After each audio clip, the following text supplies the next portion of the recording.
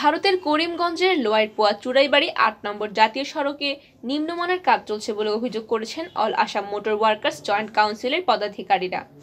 কাউন্সিলের কেন্দ্রীয় সদস্য আবুল কালাম বাহারের নেতৃত্বে প্রতিনিধি দল সড়কের কাজ পরিদর্শন করে এই অভিযোগ করেন। বাহার বলেন, এই কাজের দায়িত্ব পেয়েছে বিন্নি কনস্ট্রাকশন। একেবারে নিম্নমানের কাজ হচ্ছে সড়কে। পিচের পুরনো আস্তর না তুলে বা ভাঙাচোরা ঠিক না করে আবর্জনার উপরে পিচের কাজ করছেন ঠিকাদাররা। কোয়ালিটি কন্ট্রোল দ্বারা সড়কের কাজের গুণগত মান তদন্ত করার জন্য করিমগঞ্জের জেলা প্রশাসক মৃদুল যাদবের প্রতি অনুরোধ রাখেন আবুল কালাম বাহার।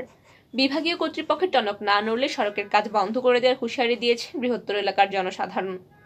পরিদর্শনকালে উপস্থিত ছিলেন কাউন্সিলের সদস্য আব্দুল রউফ, মানিক উদ্দিন, বরাক উপত্যকা সর্বধর্ম সমন্বয় সভার কেন্দ্রীয় সাধারণ সম্পাদক এইচ.এম. আমির হোসেন, প্রাক্তন সভাপতি অরূপ বর্ধন ব্রহ্মচারী। দেশ আজকে নরেন্দ্র মোদী গভর্নমেন্টে চেষ্টা করে দেশের রাস্তাঘাট বালা করতো, কিন্তু তারা টোকাটকি করে দুর্নীতি মুক্ত ভারত হইতো, কিন্তু দুর্নীতি একদম সাইড হয়েছে।